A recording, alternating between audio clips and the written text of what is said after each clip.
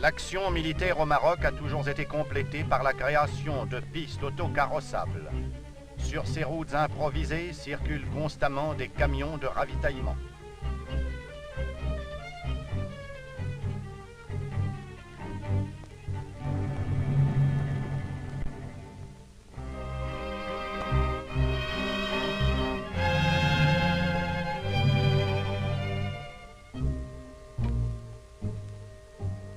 Mais il arrive que l'instinct de certains indigènes les pousse encore à des actes de banditisme.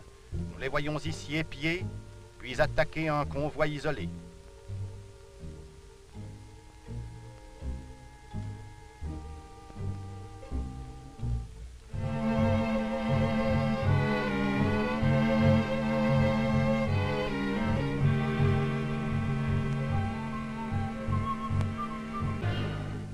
Un avion de surveillance part pour reconnaître les lieux de l'attaque.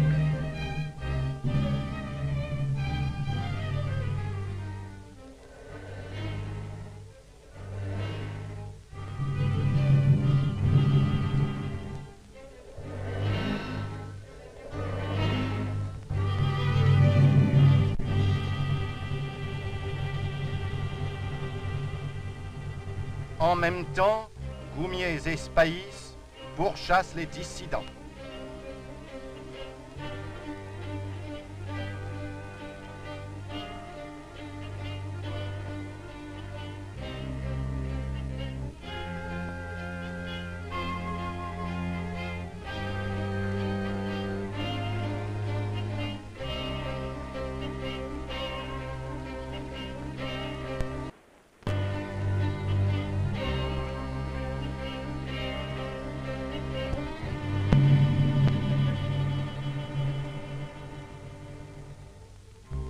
Une ambulance escortée quitte la ville la plus proche.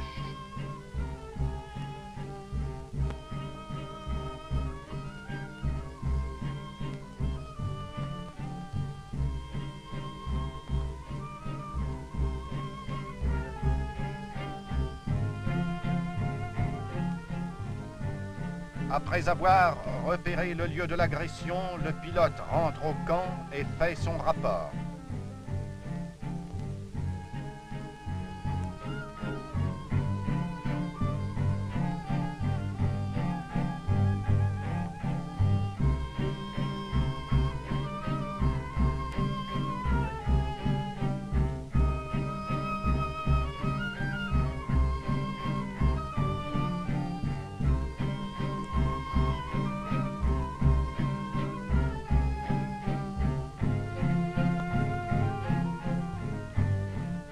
Le médecin donne immédiatement les premiers soins aux blessés.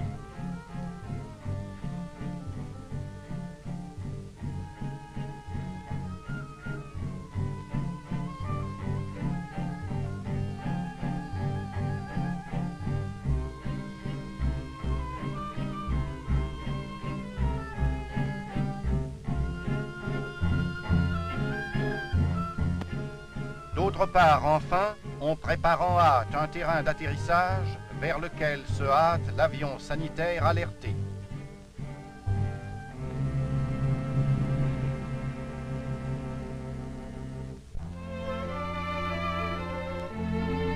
C'est principalement sur les théâtres d'opérations extérieures et dans les colonies que l'aviation sanitaire est appelée à rendre les plus grands services. L'œuvre de pacification entreprise par la France au Maroc nécessite de constants efforts pour assurer la libre circulation sur ces territoires si vastes et la liberté des échanges au profit même de la population indigène. Un médecin et un chantier valent pour moi un bataillon, dit le maréchal Lyautey. Aussi, les facilités apportées par l'aviation sanitaire pour l'évacuation et le sauvetage des blessés, comme pour les tournées de vaccination et de secours médical, présentent un des éléments les plus productifs et les plus efficaces de la pénétration française dans ces régions où les combats incessants de tribu à tribu le disputaient à la dévastation des épidémies.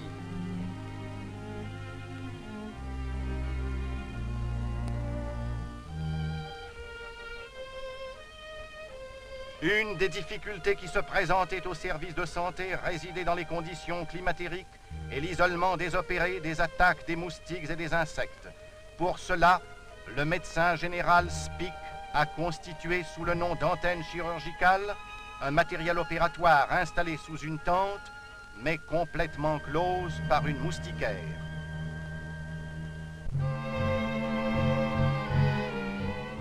Les chirurgiens peuvent en conséquence opérer dans la plus complète sécurité, tout en conservant une liberté d'action absolue. L'antenne chirurgicale que nous voyons fonctionner est installée à proximité immédiate du terrain d'aviation, et c'est là un des avantages de cette mobilité par la facilité de transport, soit en voiture automobile, soit à dos de mulet. Dès qu'ils sont opérés et pansés, les blessés sont alors évacués vers les hôpitaux de l'arrière au moyen des limousines sanitaires Botez 29. Ces avions peuvent emmener 2 blessés couchés et 1 blessé assis avec un infirmier ou une infirmière.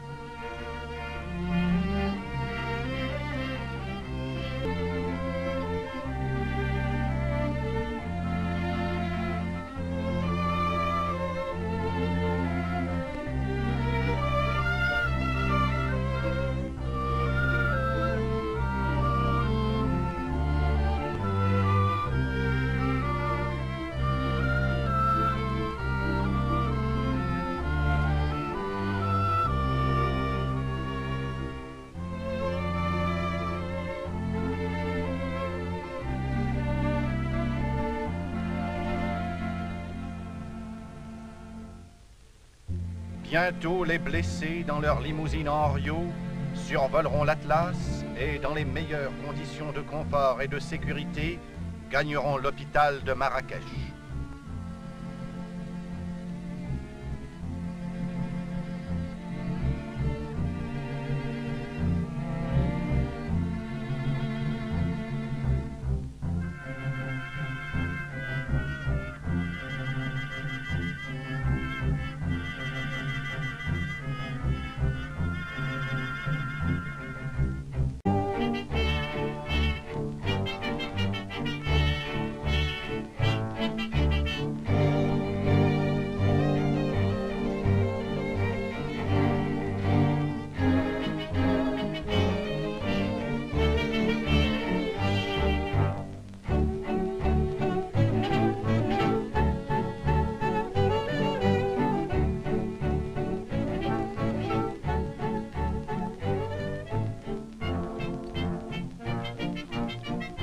Le général de la Baume vient visiter les blessés. Il est reçu par le médecin, lieutenant-colonel Grindorge et ses collaborateurs.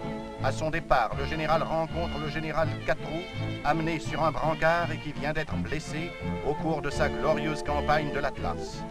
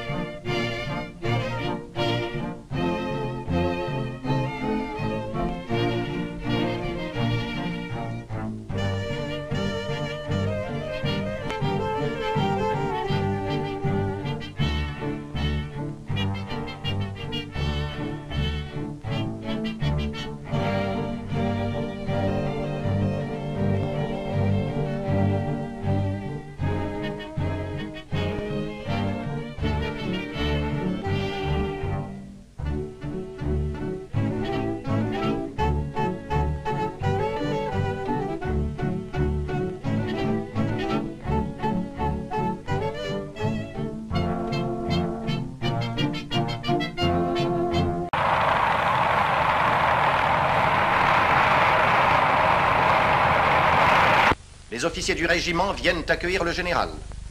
La revue des aviateurs et des tirailleurs se déroule sur le champ d'aviation de Ouarzazate.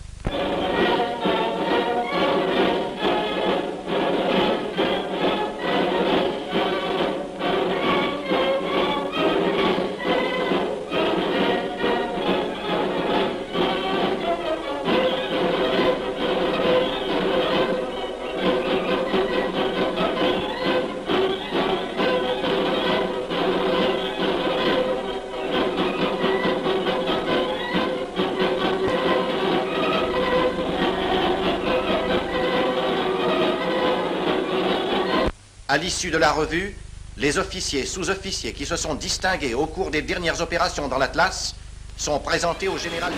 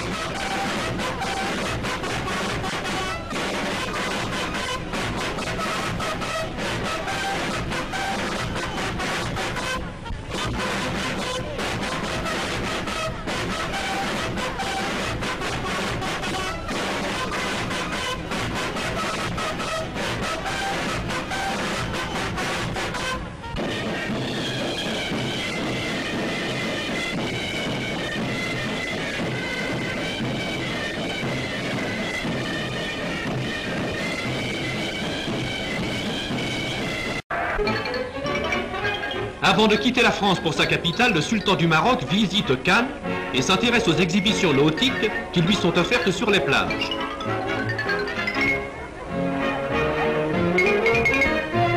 Et à la piscine.